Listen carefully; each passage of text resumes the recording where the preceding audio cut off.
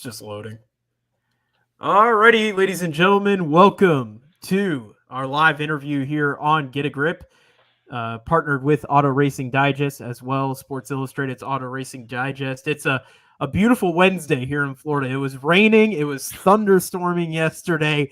Brayton, you're probably used to that coming here to Daytona and racing here. It's the weather sometimes isn't the most cooperative here down in Florida, but we're very excited here to be joined with a very special guest this evening. He is a ARCA Menards Series driver coming into this season with TC Motorsports. He's raced in the Truck Series a little bit as well.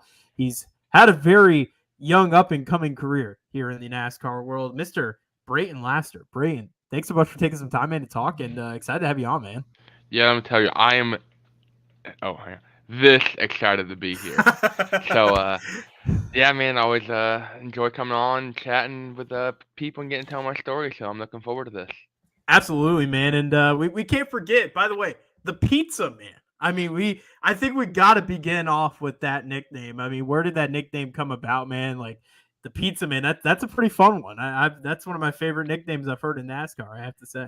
Yeah, I just like pizza. There's not any really cool stories. I just kind of grew up eating pizza at the track, and I was always kind of known for being the pizza kid. Like I'd walk around, I'd have pizza, and then like in middle school, people started calling me the pizza kid because I had like a pizza backpack, I had pizza shoes, I had a hoodie, and I had like all the pizza drip. I was sauced out, to get what I'm saying, and it just kind of became my thing. And I just really like pizza, and then I got the helmet, and then the whole racing thing.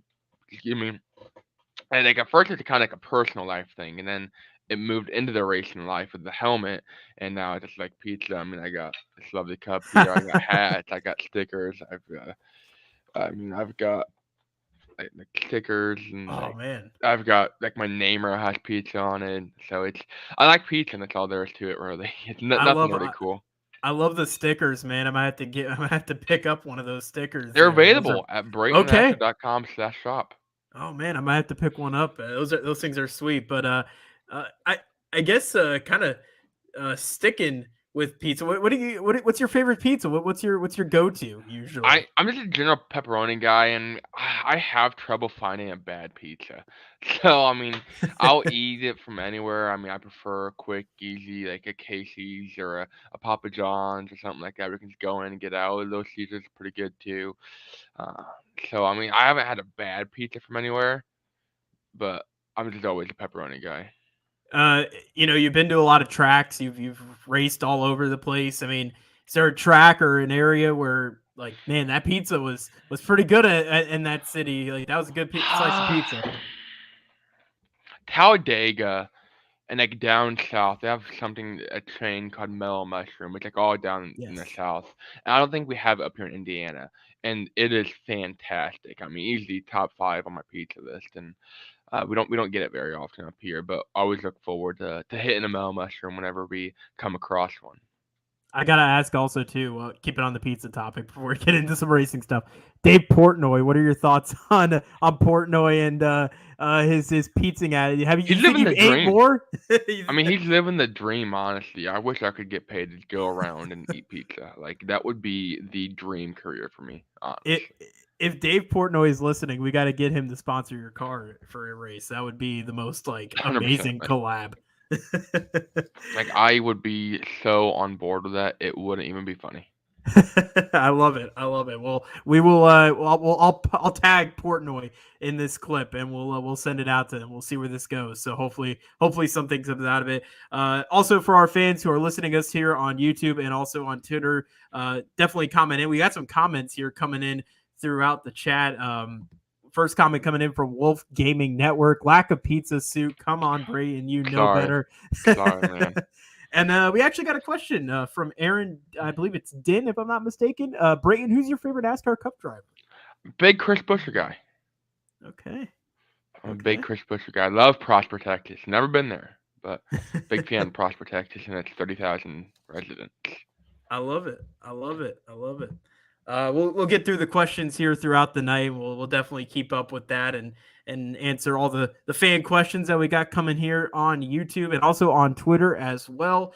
Brayton, I guess I kind of want to begin things off. 2024, it's looking like it's gonna be a big season for you. New team, TC Motorsports, and heading into the season, how are you feeling right now, man? Like, how's the body feeling? How's everything feeling for you heading into I mean, it's been 2024? definitely a journey the past couple seasons. I mean, I'm fairly new to the ARCA platform. This is my third season competing. Only I've only ran 9 series on the main platform and one ARCA East race. I've been racing for 12 or 13 years though, so we're obviously, starting at Daytona, we start a lot earlier than I'm used to. Normally, we're not racing in Indy until late March or the Yeah. April, sometimes even May, depending on the weather. But no, I mean, new team. I'm really excited. It's their first time going down to Daytona as a team and competing. They compete in the trucks, mainly the short tracks and stuff. And so they got a lot of experience around the garage. They've ran ARCA for years, and they ran ARCA East back in the K&N days. So I mean, this isn't their first rodeo per se, but it's their first time going down to Daytona. And I'm knowing that I'm like the guy they've chosen to be able to go down and hopefully bring their team and their car home to a solid finish. That's obviously the best thing you can hope for as a driver is having someone that believes in you, and to have a team like that behind me is it's really great. Yeah, absolutely. And last week was when you made the announcement that you were signing with the team, or you were at least you're gonna Mhm. be competing with the team for this upcoming season. I mean, when did this kind of connection start? Like, when did you getting connection with them, and then how did the ball get kind of rolling with It's the a very process? so we weren't even gonna try to run. I'm not gonna lie, we weren't even looking at running Daytona. We had no idea what we were gonna do. We thought we might be done with the NASCAR stuff. Obviously, we love running ARCA and love running trucks when we can. Um, and we just didn't expect a deal to get put together, and it was a very last second deal, like early to mid December. I think we got put in contact, and both parties are kind of like, "Hey, this is a possibility. We might be able to actually do something here, and work together." And we kind of went through what each person wants on each end. What I want as a driver from a team, what a team wants from a driver. And I'm like, hey, we're on pretty like mutual grounds here. We can actually cook some up here. And I got the paperwork started, and I didn't even meet them until like we were basically it was like a handshake. Yeah, we're doing this deal. Like we agreed by mid December, and about early Jan. It was like only 2 weeks ago, like 2 or 3 days before I announced it. Um, when did I announce it? The second, so January 1st. Yeah, we spent New Year's. I think New Year's Eve. No, I'm sorry, I'm struggling. December 30th. December 30th, we went down, and that was the first time I ever met the team. The first time I ever saw the car, and that was when we're like, all right. I believe in this. This is operation. This is a program I can get behind, and that's basically I mean, talk about last second. I mean, I've had last second offers, especially this past season where I was kind of floating around in the ARCA space and didn't really have a contracted ride. And, if a team needed a driver, which happens more times than not, I was the guy to call. So I typically find out 3 or 4 days before a race I'd be running. Uh, but as far as something like Daytona, they can't do something like that. So definitely last second, but we're excited for it.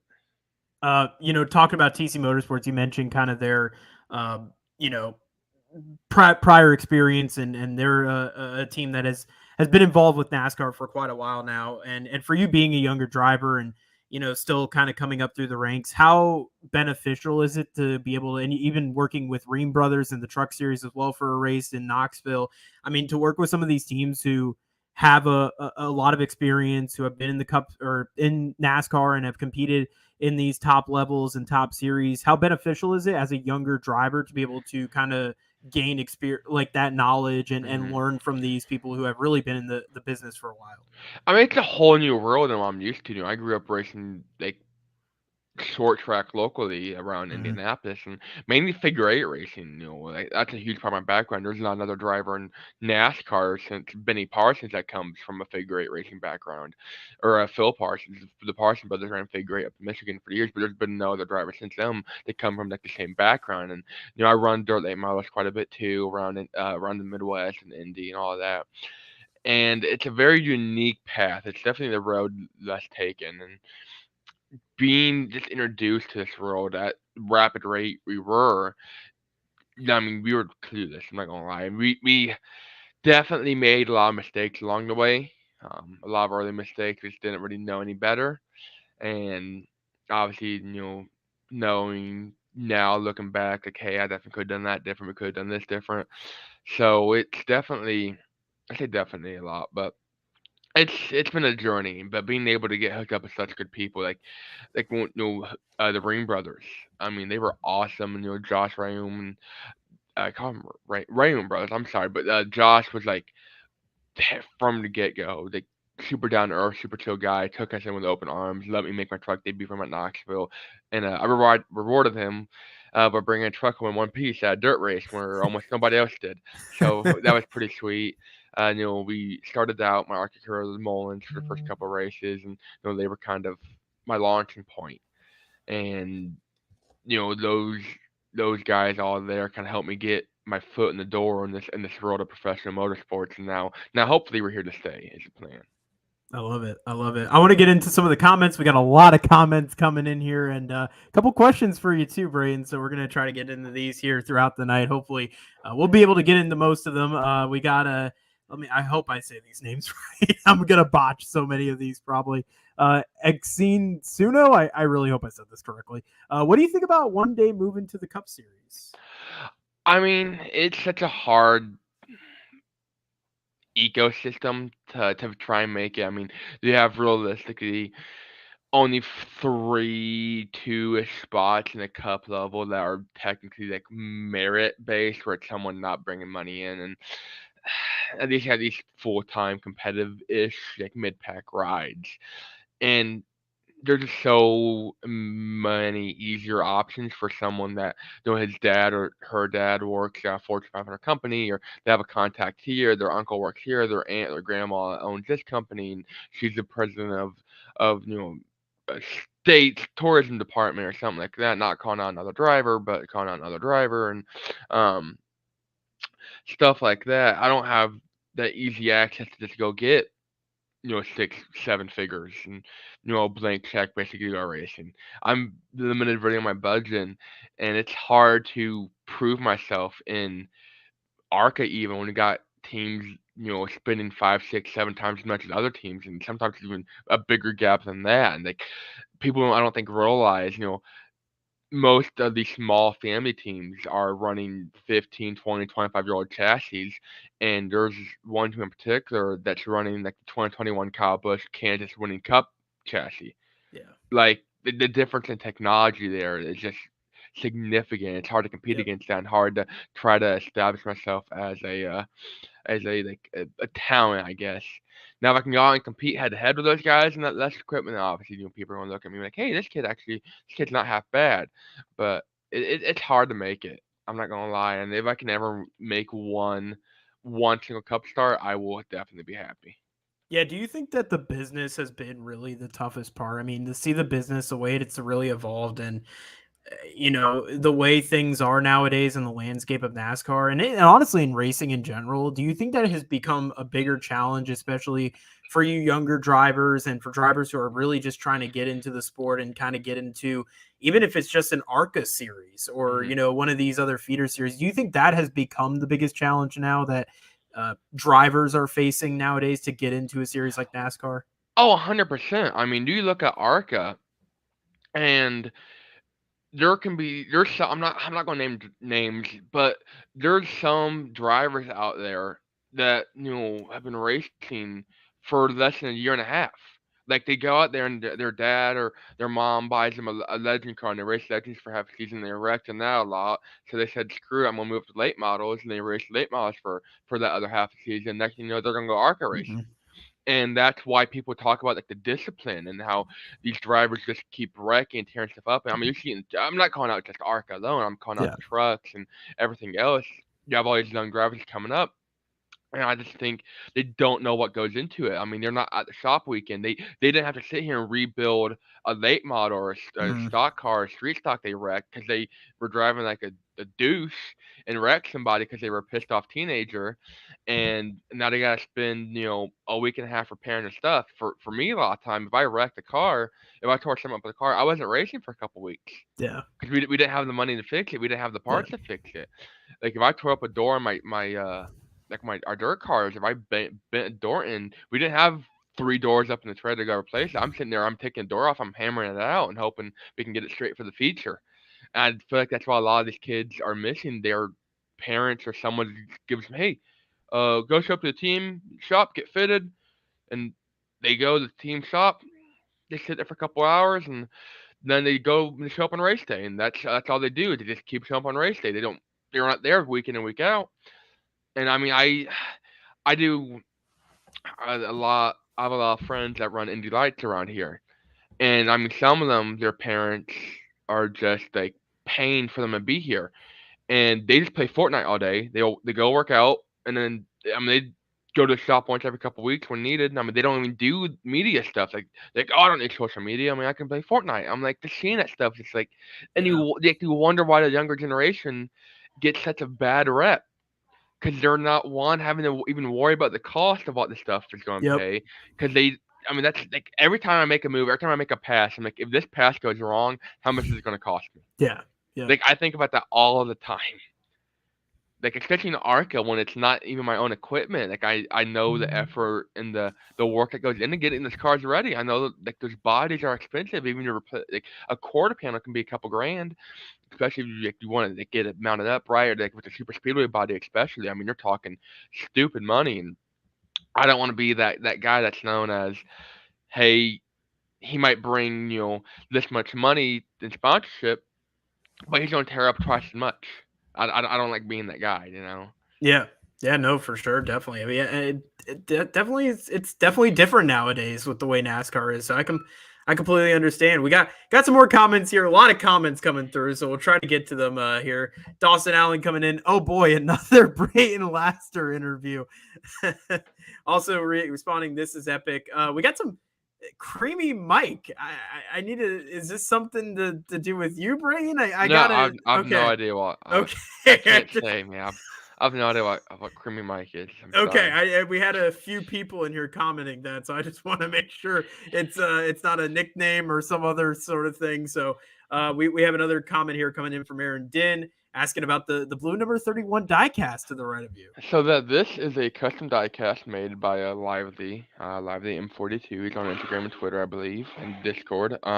This is the car I drove at DeCoin, Springfield, and Salem. Actually, not Salem, but DeCoin and Springfield. This in particular is my DeCoin car.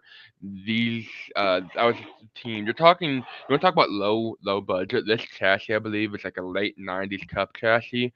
The team consists of Tim Goulet, Rita Goulet, who's a regular driver, and their spotter Rick. That's literally it.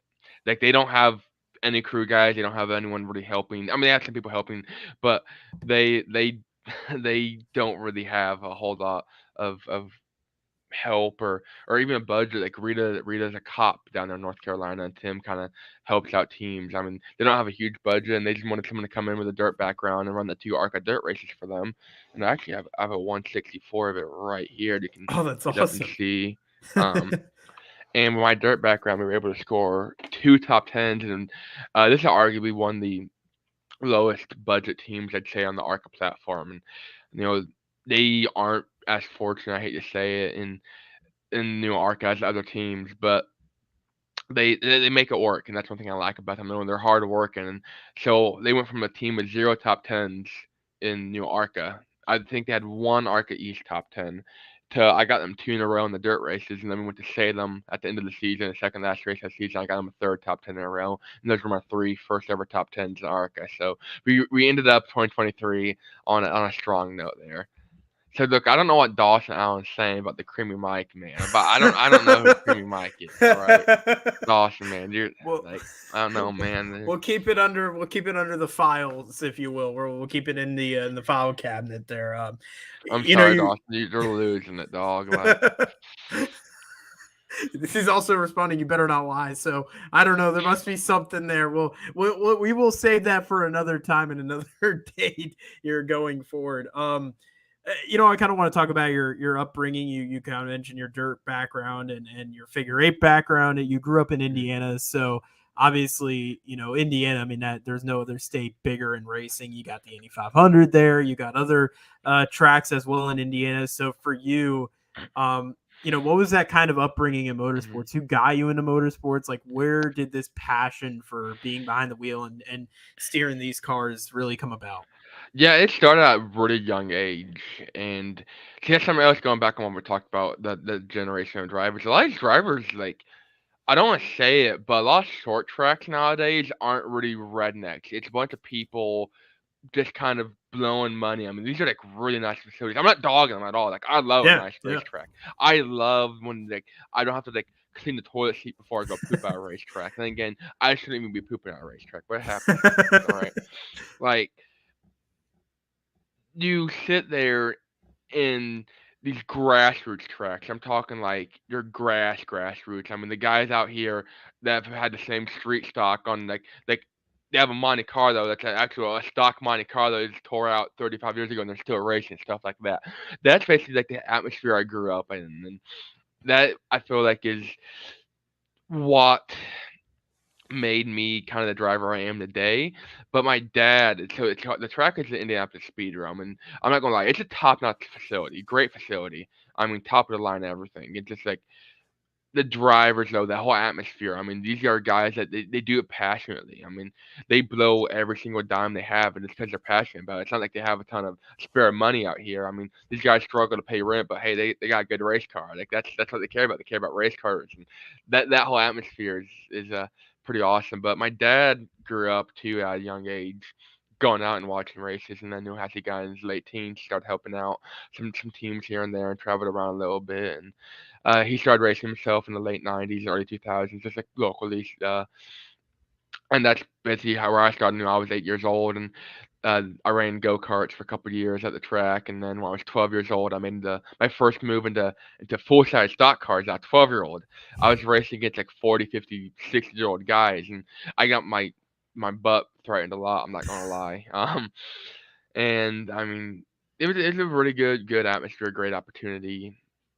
And 15, 16 years old, I ran a lot of outlaw figure eight stuff, and I ran dirt full time in 2018. I was 16 years old. We got rookie year down at Brownstown in the super late mile division, which is Brownstown, Indiana, is a very competitive track, very competitive atmosphere. So that was really sweet there, and that's kind of where we've been ever since. Is we've done some figure eight stuff over the past couple of years. We didn't do anything last year, but we've been mainly going dirt back and forth, and last year was big in dirt and ARCA. I mean, we were supposed to run a lot more dirt, and we ended up getting ARCA races. I mean, left and right. Like I think we ended up running 7 or something, which is a lot more than we initially planned.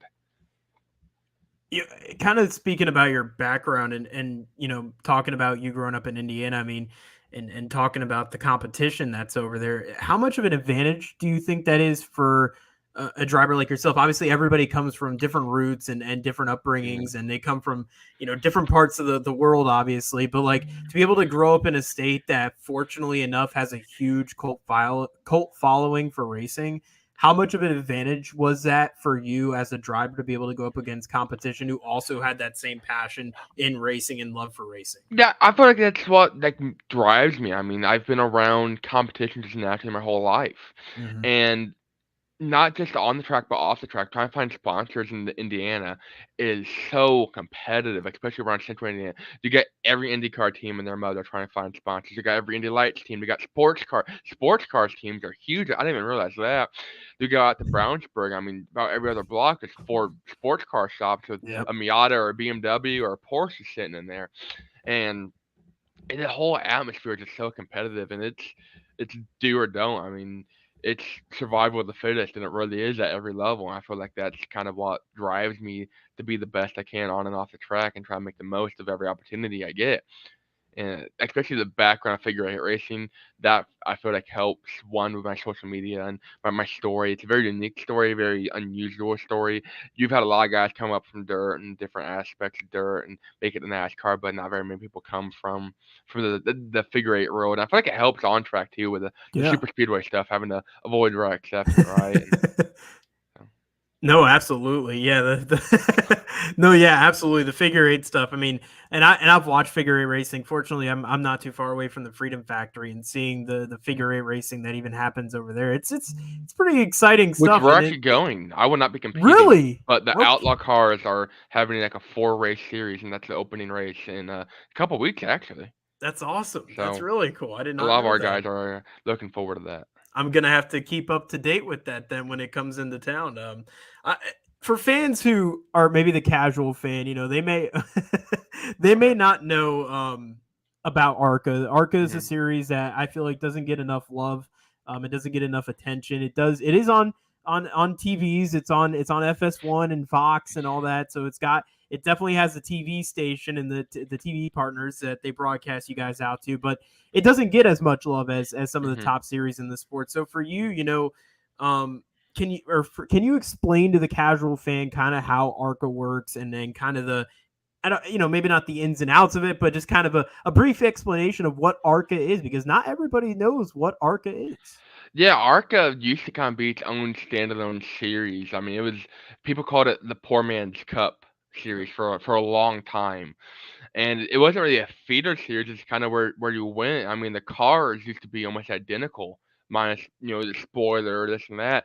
Some guys would run your Cup cars in the ARCA race, or the ARCA race, or the ARCA car in a Cup race. And it was very common back in the 80s and 90s. And Brockbeard, I believe, goes into excellent detail in the early 2000s too, how a lot of guys would do this. And like the Belmonts, who ran Cup, I believe, for a long time, they took their ARCA car and went Cup racing because they got a little bit of money. Like, no, we can go try to make a cup field, and they ended up making one and then two, and then ran a bunch of races. And but typically, just take older cup chassis. Some are purpose built, but not really. I mean, most teams are like family teams, like I was talking about earlier. They have Rise Motorsports is two or three people that are working. Some of them are 4 or 5 guys, and have multiple cars. And then we got some big teams and some factory supported teams. Toyota has a huge presence in the sport, and the ARCA. And I mean, some of these guys are. Uh, like I mentioned, like 2021, 22 Cup chassis, like Gen 6 chassis, like top of the line, straight from Gibbs.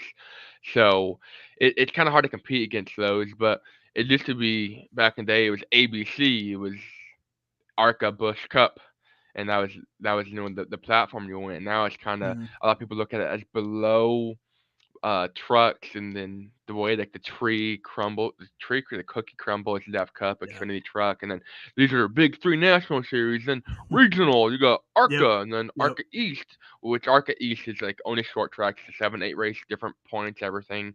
Um, Along the East Coast, mainly short tracks, and they have some combo races that are points for Maine and the East, and then they have ARCA West, which they're all the same car, same point system, same rules, same format. Just ARCA West is its own thing, but they have some combo races. But the same, typically, the whole thing they want you to be able to run the same car. Now the ARCA West they do run road courses when ARCA East doesn't. ARCA Maine they'll be run. I almost I wish people consider it a national series. Because I mean, we go to Daytona, we go to Talladega, we go to Dover, we go to Kansas, we go to Iowa, we go to Phoenix, we go to Watkins Glen, we still go to Mid Ohio, we go to IRP where the trucks go, we go to Milwaukee Mile where the trucks go, we go to a lot. We have like 20 races. We go to dirt tracks. We go to DuQuoin and Springfield. Both are horse tracks in Illinois that we raced on. Greatest tracks I've ever been to in ARCA, by the way. Uh, Not biased 'cause I got my first top tens there, but uh, I mean, we go everywhere, and then we also have the mixture of like the short tracks, like Salem, Indiana, high banked half Mhm. mile. You're talking. You want to talk about North Wilkesboro being unique? Salem has like they've repaved part of it, but it is one of the bumpiest tracks I've ever been to. The surface is like 20, 30 years old. It's like 34 degrees banking. It's like Jeez. Bristol, but if you were puckered up the whole time, twice as Oh much my compared to gosh. Bristol. I mean, Jeez. that's great. I mean, we go to Berlin, we go to Elko, Minnesota. I mean, we go everywhere. So I don't know why it's not a national series when it should be, especially because we even use most of the teams use the Ilmore, which is what the same engine that the trucks have. I mean, so same drivetrain as the trucks, and they use the Gen 6 kind of body template. So we run the 2014 Camry, Fusion, and the Chevy SS. So if you miss the Chevy SS, don't worry, it's still alive in ARCA. And we also have the 2022 Mustang if you want to get a little Ooh. frisky. Which I get this. I'm the only driver in ARCA history to have driven the Camry, the Chevy SS, the Fusion, and the Mustang. Only driver. Wow. I need a That's plaque for that. we might have to make a plaque for that. We'll have to put that maybe on like the car or something Hmm. on the side, maybe. That's awesome. That's actually really cool. Oh. Oh boy, we lost the camera there. There we go. Um, That's awesome. That's really cool. Yeah, it is interesting. You kind of mentioned with it not being a national Hmm. series. It is crazy that it really isn't a national series because, I mean, you kind of stated it. You look at all the tracks and you see how impressive it is. Is there tracks where, and obviously you've gone to some of them, and obviously you'll be able to get to go to a lot of them this year. But is there like a track that you just go into and it's one of those tracks that it's just daunting, and especially as a younger driver? I mean, there are so many tracks like a Daytona, going on those high bakes at At Daytona, Daytona, I knowing the remember history. my first time at Daytona. I'm not gonna lie, I was scared poopless. Like I had no idea what I was doing. Mhm. I'm at Daytona. I've never been on an asphalt track bigger than a half mile. I'm kind of a little scared. I'm not gonna lie. I went out there in the first practice laps. I'm like, all right, full throttle, don't lift. Knocked out of the park, and I love Daytona now. But going there, knowing the history of that track, knowing what's happened at that track, who's won, who's crashed, the stories behind it. I mean, just there's so many possibilities that can always happen. You know those risks when you hop in the car, but Daytona the first time was definitely a little scary Yeah, aware. You're not gonna lie, I can but imagine. I mean, there are some tracks, especially like an ARCA car, you're sitting there like, wow, I can't believe we're racing here. Like some of these tracks have the guardrails. I'm like, yeah, I don't think the trucks would race here. I'm not gonna lie. Like I don't see Cup racing here anytime soon. So, I mean, the cars themselves are top of the line. I mean, they're safe. I mean, they're safe as you can be. The safety standards that go into these cars are definitely pretty solid. But, I mean, Daytona though is always the way if you go into. I want to answer a question though. Danny Supansky, not Danny Supansky. Dawson Allen asked about the ARCA banner here in the background. Yes, Um, yes. so that is when ARCA goes to a short track. They take those banners. You can kind of see it. Like it has a date and like the ARCA symbol, and it's like ARCA, we build champions, and they put those in the ground around the whole city. Uh, I stole that um, for my first ARCA Easter race at Nashville Fairgrounds. Oh, I was I leaving love the it. track and I saw it. I'm like, you know what? I don't think they're gonna miss that. So I picked it up, I put it in my car, and I drove off. And then I'm driving down the city, and I saw another one. I said, you know what? I don't think they're gonna miss that. So I picked it up, and I put it in my car, and I drove off. I love that. That's So awesome. I don't think Arca's missing them though. I The, haven't. They still let me race after that. So the far. the good thing is they only have to use it every 6 years, so it's all good because you got Mhm. to count the leap years in it as well. So there you go. Actually, we'll get into some of the more comments here we have here, and kind of going back a little bit. We're again talking about drivers and stuff. Your thoughts? Another comment here from Suno. What do you think about sim racers and iRacing drivers attempting to go pro? I think there's definitely a lot of them now. It's definitely become kind of a fabric of Commonplace. what So racing is. yeah, I can relate to this a lot actually. So a good friend of mine, President Sora, big in iRacing. I mean, especially on Twitter too. He won the Monday Night Racing Championship in season 5 or season 6, a couple like 2 or 3 years ago, and I mean he's competing against like full time like Xfinity and some Cup guys, and like a lot of like IndyCar guys ran it. It's very possible, and actually Presley kind of reached out to us. I met him in 2022 along with his friend Gavin, who's actually my now graphic designer and all that. But we actually put Prez in the late model ride for my family team, and I mean it was an older late model, and he kind of did his best, fundraising, try and get some extra money here and there to help out the program. I'm but he'd never really been in a full size car, and so we're like, hey, I've seen on iRacing. I know what it can do. I mean, we're gonna help you out here. So we put him in a car, and he got a couple races this year, and now he's actually competing down in Daytona for the ARCA test this upcoming weekend. So that's pretty sweet. There was another driver, Isaac Johnson, who's competing in the ARCA Daytona test this season. Or this weekend, who drove for us late model, never really driven a stock car, and he got his first deal through us. And I use iRacing a ton. I mean, it's not always going to be realistic. Um, I guess per se, in some aspects, like tire miles are always going to be goofy. Yeah, the way the field, the way the tracks are, they're always going to be a little bit different.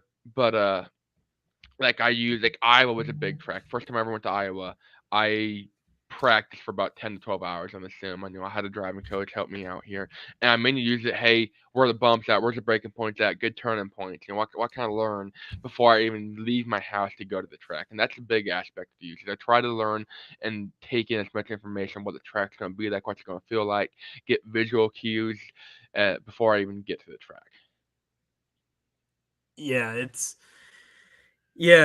iRacing definitely I think has its benefits. I think that's one of the big things. I know people are kind of on the fence with iRacing in certain aspects of it, but I do think that there are a lot of benefits for a driver. I think it really gets you that exposure to the track and understanding kind of the hits on it. Do you think iRacing what style track do you think iRacing really benefits a driver at? Maybe in the NASCAR level, because you got road courses, you got dirt tracks, you have short tracks, you have the speedways. Obviously, some tracks you've already raced on and such, but is there track styles, if you will, that iRacing really does help with?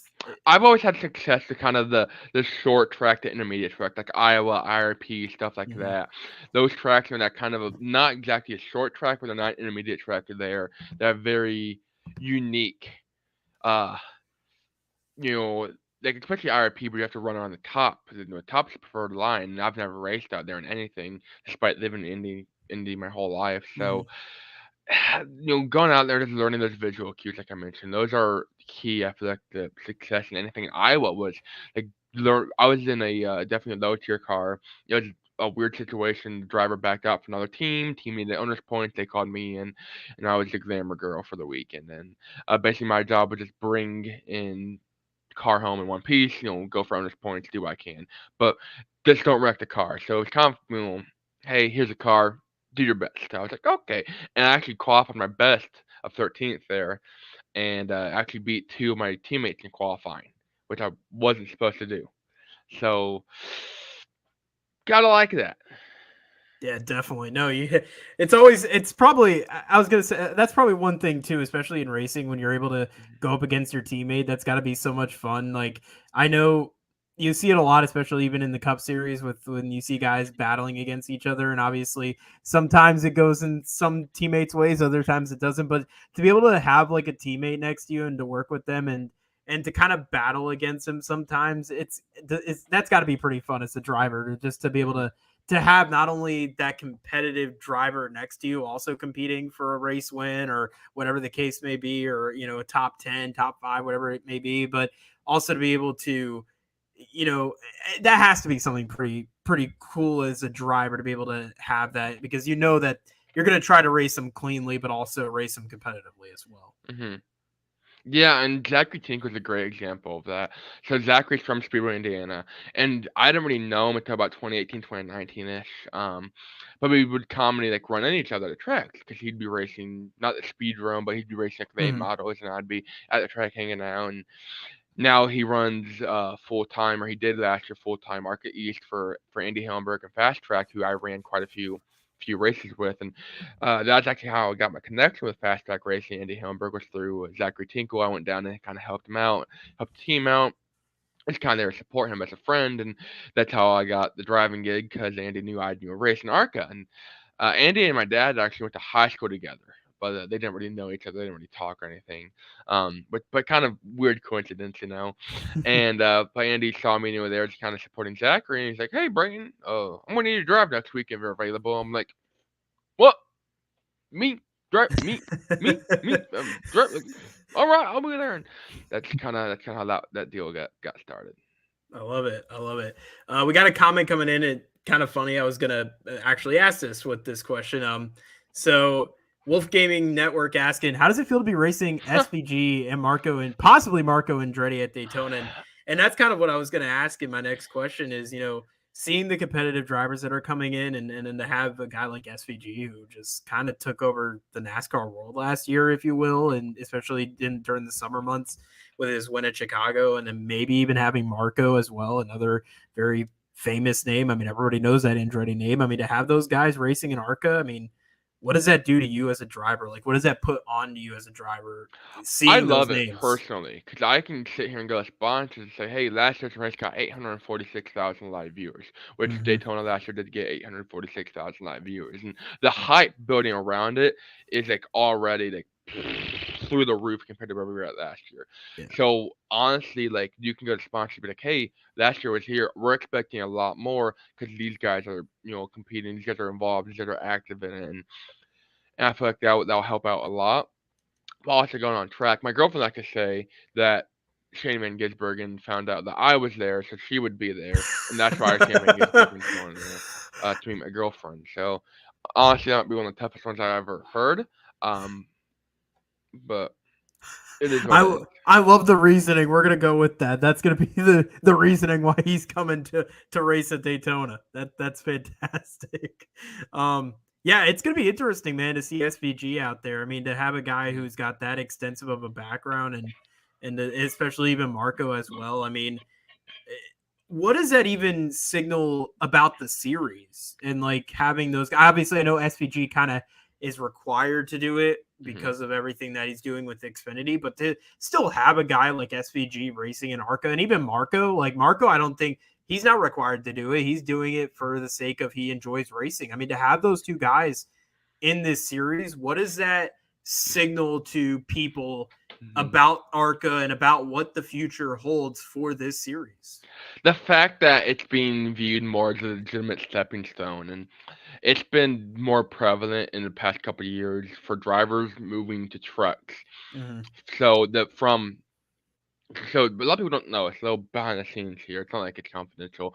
So Brett Bodine is actually in charge of driver approval. If you want to go run a truck, Xfinity, or a Cup race, you have to email Brett Bodine your whole resume, and he'll be like, "Okay, you're approved for trucks up to mile and a half. You're approved for trucks for short tracks only. You're approved for trucks at this track, this track." Ah! All right, well there goes the diecast. So it's like you're approved for trucks here, here, here, and most of the time, that's why the Shane Van Gisbergen is like they want him to do Daytona, because typically super speedways you get approved short track, intermediate, super speedways. So with him having no super speedway experience, they're not too worried about. Uh, Excuse me, they're not too worried obviously about his short track experience. He ran IRP. Intermediate, he should be okay. He has a supercar experience, but super speedway though, they're obviously a little concerned about, and that's why they'd want him to drive at Daytona. Cat, so help me Lord, this cat's gonna knock over everything. Uh, uh, we're good. Anyway, Okay. um, so the fact that now before you even compete, if I was someone that's ran late models regionally, unless I was like a dominating week in and week out, I probably wouldn't even be approved for an intermediate in the truck unless I did at least some kind of testing. Like Xfinity, I know they have a test at Charlotte. Trucks, I don't think have a yearly test. ARCA has a test at Kansas, but Brett Bodine wants me. Hearing a Well, lot of Brett noise Bodine around. would rather see me like in a truck or an ARCA car. It's like, hey, I Mhm. want you to run some ARCA races here, here, here, and here, and stuff like that. So it's become more of the approval process. Hey, go run some ARCA, get some big stock car experience, be a big kid. So I like seeing that evolve. Yeah, no, definitely. It's definitely exciting to definitely see kind of things evolving in the sport and especially too just in the scheduling with everything you see now, even in the Cup Series, a lot of Hmm. road courses, a lot of other tracks as well are getting mixed in. It's definitely exciting to kind of see where the future holds Hmm. for this sport. Which kind of gets into my next question. I mean, like, is there a certain style of racing that you feel that you need to maybe hone on a little bit more? I know with now the schedule is just so diverse with road courses and Yeah, short tracks and I've never speedways. raced a road course. I mean, I've done Oh, the figure eight really? stuff, which is Okay. obviously turn left and right. Never Mhm. raced a road course ever. So obviously that is my number one week. Cat, you're adorable. I love you, just not right now. Bob, I love you forever. And Cat's like staring at me like, I'm gonna do it. I'm gonna do it. uh, But yeah.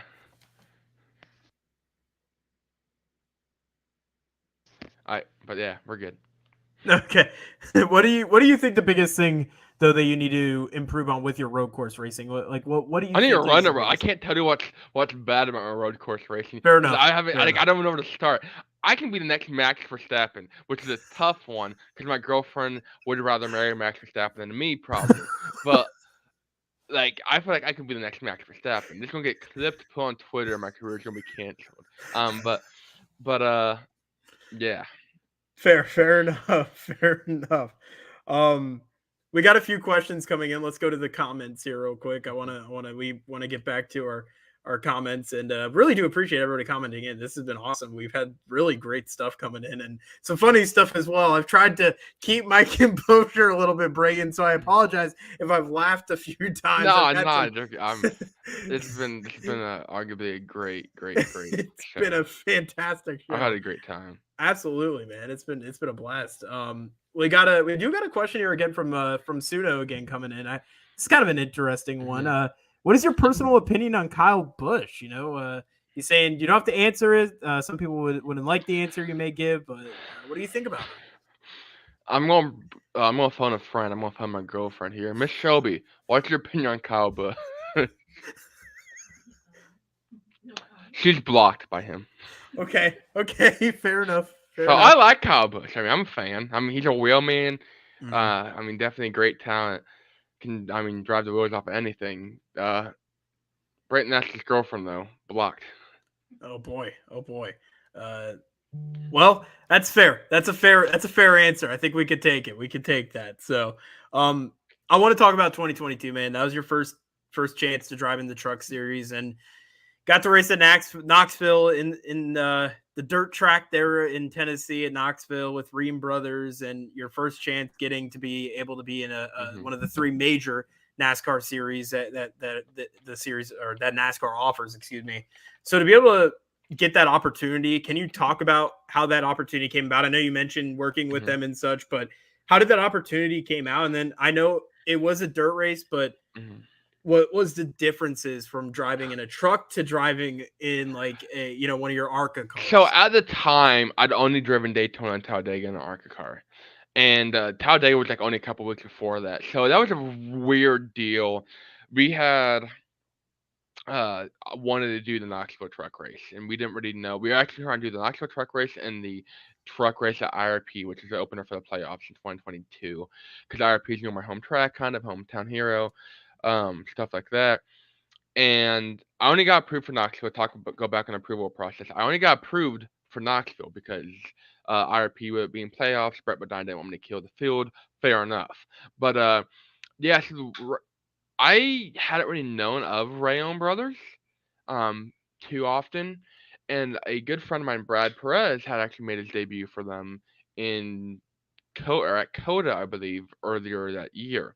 And so I was like, okay, that's cool. I'll see if hey, I'm a dirt guy. I emailed them. I'm like, hey, I'm a dirt guy. Let me cook. Obviously, I didn't say it. It was something to those lines, and they let me cook. Let me tell you, and we cooked. We cooked all right, cause we cooked. That was. I hate. I'm not gonna lie. I hate. I hate this part. I love Norm Benning, big Norm Benning guy, big Norm Benning fan. I actually have his diecast sitting in the kitchen from, I don't think Knoxville, maybe Bristol Dirt, but it was the same scheme. Um, and it was me or him to go home. And I sent Norm Benning home from the Clean Harbors 150 at Knoxville in 2022. And that's my disappointing moment in my career. Is that it was me or Norm Benning, and I sent him home. Dang, that's rough. That is rough. So, and um, then we stayed at the same hotel, which that was a little. that must have been an interesting, Yeah, because I walk out in interesting the stay. morning. I walked out in the morning of the after the race, or the morning of the race, the day after I sent him home, and he's out front like loading his hauler up. I was like, Oh man, that's a meme capture right there. If it ever says one. Oh man, that's interesting. That's crazy. I want to get into a little bit and obviously kind of mentioning, kind of keeping about you know seeing NASCAR drivers driving different disciplines and driving in road course racing, driving in different styles of racing in Uh-huh. general.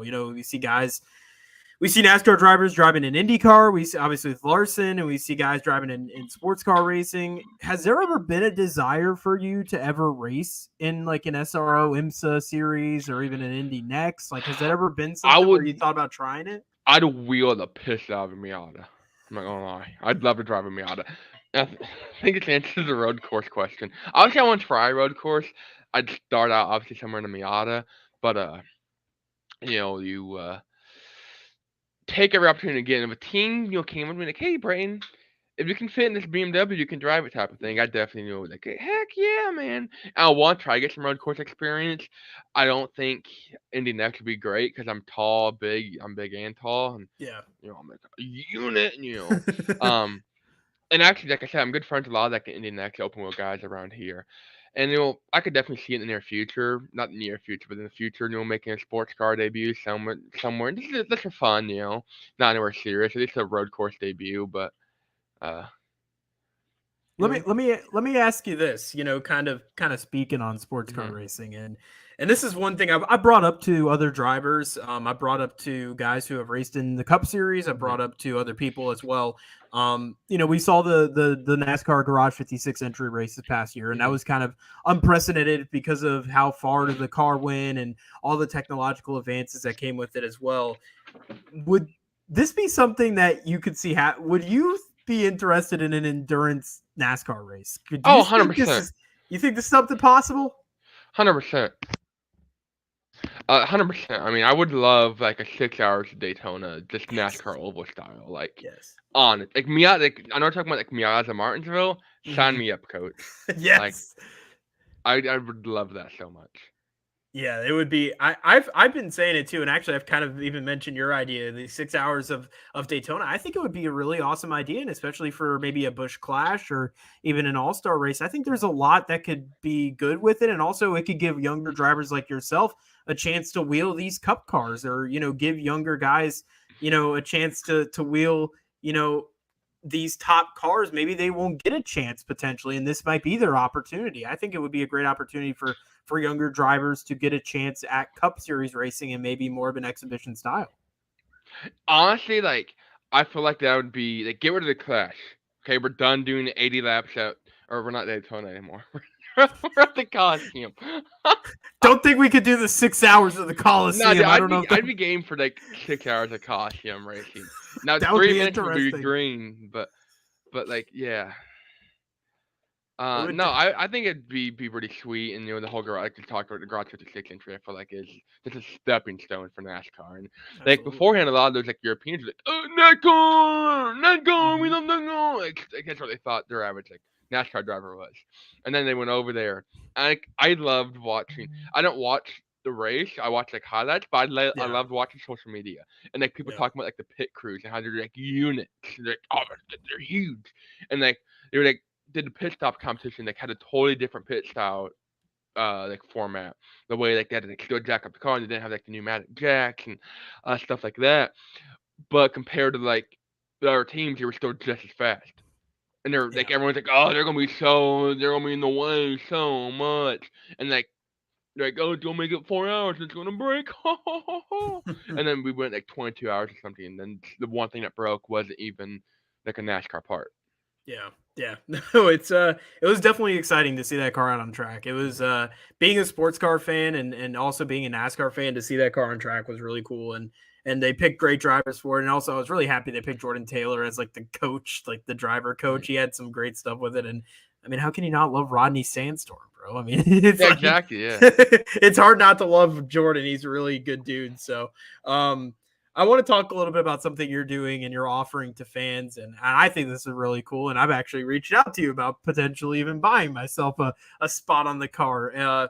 You're offering something that not really many drivers or really many anybody really gets a chance to do. You are offering an opportunity for people to get their logo on your car for ARCA Mhm. races this year, and you have a few different offerings, obviously, that you send over to me at least, and I've looked, and obviously for fans, they can go and check out and actually purchase their own spot on your car. And this is a really cool thing, man. There's Mhm. not many opportunities that fans like myself, like other people who are just true racing fans, get a chance to be on a car. So can you tell me a little bit about this? Obviously, I kind of know, but can you Mhm. tell me about it and Yeah, where did this this kind idea of come about? started at Iowa, like I mentioned. Iowa was a super last second deal last year, and did I hit that cat? That one. I just threw a ball at my cat. I'm sorry. I should apologize. Don't come at me, Peter. Peter? Is that Peter? Or people? Peter, the animal? Peter? Anyway, yeah. So, started at Iowa last year. We got called like the Tuesday before the race, like 4 days before the race, and I made a tweet. Hey, we're racing in Iowa. Obviously, we're looking for some marketing partners so we can buy tires. Like, if you don't put your face in the car, I would literally put your face in the car for $100. And my DMs were like, beep, beep, beep, beep, beep, beep, beep, beep, beep, beep. And I'm like, okay. And the Iowa car had like we had podcasts, we had leagues, we had YouTube logos, we had people's faces, we had people's grandma's faces, we had people's cats, we had people's grandma's cats. Like, we had like everything. And I'm like, this kind of worked. And people, I kind of looked, I kind of like looked at it as, okay, this is a pretty neat sponsorship opportunity. It helps me race. Like, people are like, oh, $100, that's not making a difference. It makes a huge difference at this level Hmm. for a small team. And that's mainly where I'm competing at, is like with the small teams. That changes everything. I mean, we get a couple of those and we're able to afford, some nicer tires compared to, 300 lap scuffs. So what we do though for Daytona is for $100, you can get a logo, a face, picture of a cat, a meme, your YouTube channel, picture of your cat on your YouTube, whatever you want, as long as it's appropriate and doesn't promote violence, drugs, alcohol, to an extent. I have to say, drink responsibly, uh, and all that. So whatever you want, your face, meme, emoji, you can have a poop emoji, and $100 gets you on. We're focusing mainly on Dected. Dected's like filling up though. And sorry, this cat is going wacko. And so deck the towards up. We're gonna put deck along the seat pillars maybe, but $100 gets you a little 3x3 sticker. It's not a whole lot, but you can point it at like on TV or take a picture and go, that's my logo. And that's a really cool thing. Or we do $250 get you a 6x6, or we want more than that. We have some people like, hey, I got $400 or $500. You can get like up to like foot and a half, 2 feet.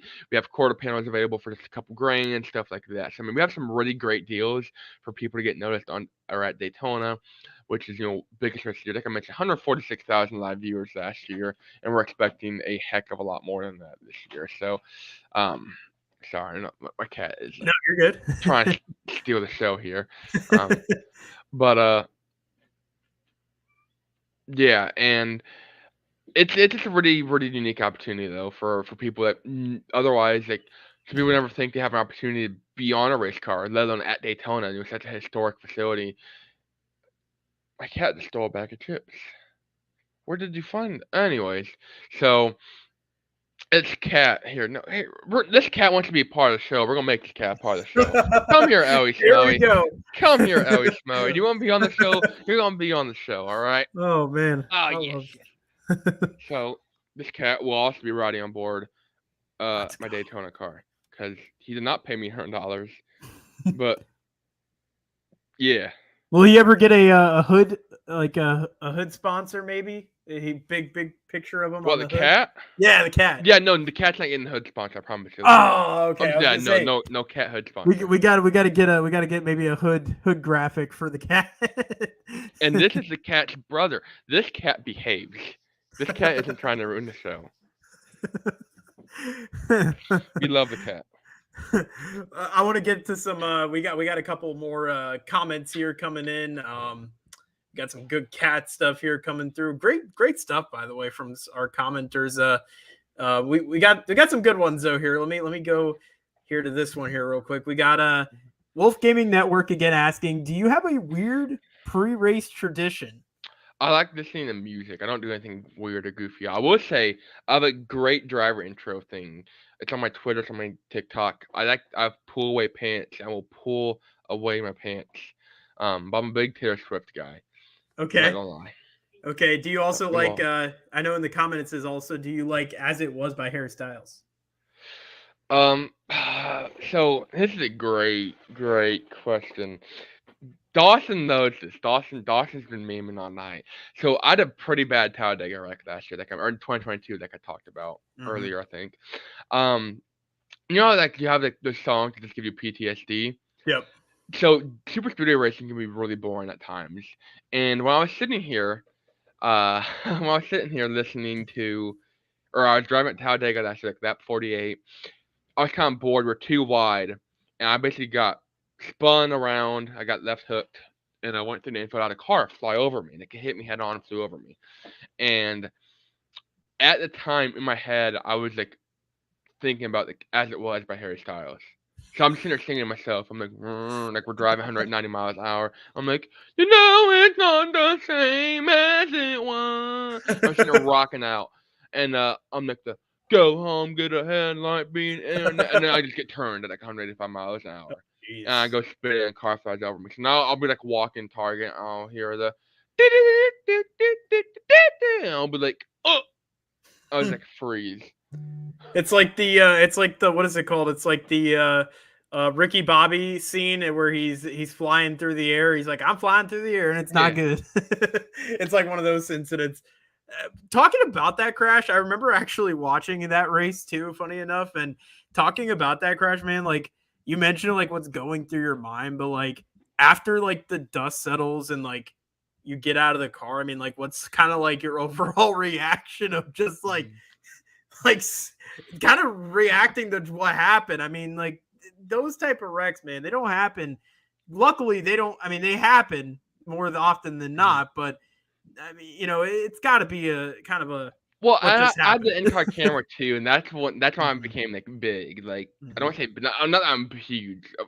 Tough one. But not like I have a huge following. But like that's when mhm. I had the in-car camera, and people saw the pizza helmet, and that was when first all started. For me, it was like, oh my god, this guy's a pizza helmet. Of that race. I love it. I So. love it.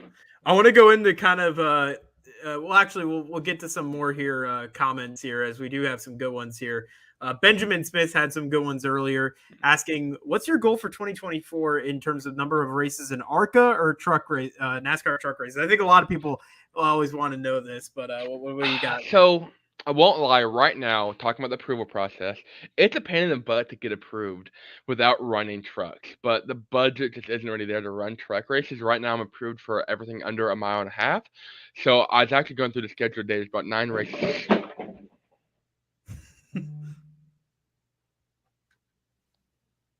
There's about 9 races that I can run in the truck schedule as of now. I mean, obviously, I can get more approved as the season goes on.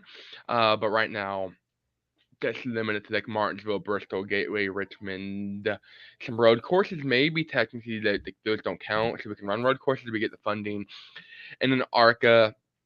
We kind of had to deal, like I said last year, where some teams just need drivers to show up for owner Mm-hmm. sponsorship purposes, and we're gonna be doing that. I feel like we have that deal in place with a couple teams. They just need a driver. I'm their guy. That's me. All right, me, no one else. Not really. There's like a lot of people on the list. But I always love when we're able to get those opportunities because it's good seat time, and that's Absolutely. what I got there and try to make the most of, and that's why a lot of my starts were last year. So, I don't have a set number. We'd like to run. Obviously, you want to run as many as you can. Realistically, I say you can expect us for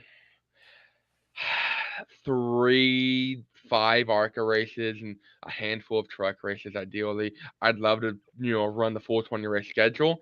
Something might happen between Daytona and Phoenix, which is the second race, and we can get a full time ride. I'd love for that to happen. And obviously, we're trying to make something like that happen or run as many truck races as we can. But I mean, if we can hit 10 ARCA races, I mean, that'd be really sweet. But thinking realistically right now and taking everything in, um, I mean, at least 3 to 5. I feel like really competitive rides. I mean, we're not gonna be the top dog by any means, but I feel like we can be a good mid-pack car and just take every opportunity we get and run with it. But don't hold me to Absolutely. it. Absolutely, man, for sure. Kind of want to close things out here again, Brayton. Dude, thanks so much, man, for jumping on. It has been such a blast Yeah, to this get to thing, talk this to whole you. thing got zoomed right on by. I know, I noticed that. But dude, it's been a blast, man. I've really enjoyed getting to talk to you. It's been a really fun time getting to talk, and hopefully we'll be able to keep in touch throughout the season Hmm. and be able to maybe do some stuff here later on in the year going forward. But to kind of close things out, man, early in 2024, I think every driver, everybody kind of has goals heading into the year or heading Hmm. into the season. So for you, what are those goals, heading into this upcoming season? I mean, And I just then, want to. And I'm what are going some goals personally? Sorry. personally for me. I want to eat healthy. That's goal number one. Always eat healthy. Which I'm the pizza Okay. man. Which eating healthy is not easy. Let me tell you. Vegan pizza? I don't know. So, but no, I've been working hard on weight loss and getting in better shape overall. Just as a Mhm. better driver, stuff like that. But I want to finish. I want to have a good finishes. I want to finish top 10. I want to bring cars home in one piece. I want to make cars that are happy, and I want to hopefully go into next year with a full resume where I can take the team on and be like, hey, I'm not gonna lie, I don't have $1 million check, but I have a resume. It's me sliding that resume to them. And then doing that. Ideally, that's a dream plan. Be able to do that in the next couple of years. But I mean, I just want to have a good season. It's not much to ask for. But That's fair. That's fair. Actually, before I close things out, one more question, kind of going off this here. Physically as a driver, which track do you feel is probably the most grueling as a driver? Just being in the car.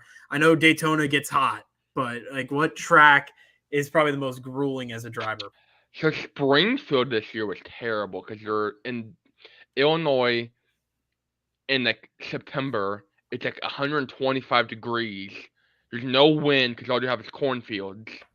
It's terrible. Um, And I mean, I burnt up in that race. I didn't have any AC in the car. Like I was sweating. I had to be pulled out of the car. That's the only time in my career I've had to be pulled out of a car. Um, Jeez.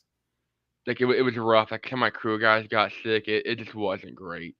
And Yeah. Charlotte, though, overall racing wise, Charlotte was rough on my neck. I'm not gonna lie. Normally I don't have problems with my neck, but I don't know what it was at Charlotte. Probably was spinning out twice, which I did spin out twice at Charlotte, but I don't think I had too much to deal with it. But Mm. um, Yeah. Yeah, some of these tracks, man, they're tough, especially when they do, with the surfaces and stuff. I can only imagine that some of them got to be pretty grueling on the body a little bit. We got some great comments coming in again. I really appreciate everybody who's jumped in here tonight. It's been amazing to see all the people jumping in on the YouTube page. We've had some great comments of funny stuff. We still don't know Creamy Mike. We're not sure. I have a feeling there's something that I'm not sure about. We'll keep it again for another show. But Brayton, thanks so much, man, for taking some time to talk. Really excited to see what's coming up for you, man, and excited to be able to keep in touch too, man. It was really great talking to you, yeah, man. no, thanks for having me on. It was a blast, and I don't know, the Austin Crew Mike doesn't exist in my world. But you might have to ask creamy, creamy, not Mike for that. So I don't know. Oh man. Um, Oh man. so yeah, no, but thank you for having me on. It was a blast. If anyone does have any interest in sponsoring, doing the mom and pop shop special, you can contact me on social media. My Twitter is at the One Pizza Man. Our Facebook is Brayton Laster Motorsports. My TikTok is at Brayton Laster, along with my website is just BraytonLaster.com. So, I here's the truth on Creamy Mike's. Mike's Hard Lemonade and French Vanilla Coffee Creamer. That's the deal with Creamy Mike's. Oh boy. Oh That's boy. that's the deal with Creamy Mike's, and that's all Well, I'm and saying I'm about and it. I'm 21 now. This might have to be something that is this like a I don't know. Mike, it's We'll have to see. This may have to be something we try at some point here in the near future. We'll see. But Brayton, thanks again so much, man, for coming on. It was really great talking to you, man. yeah. No, once again, thank you for having me. Had a blast. I'm sure. Hopefully, we can hopefully get some together after Daytona, and we're gonna have a good time. Hopefully, a victory party. I will be in Daytona, so Oh, maybe we sweet. will be able to meet up at some point at Daytona. So, everyone, thanks so much again. Thanks again, Brayton. Thanks for coming on. Yep. Thank you.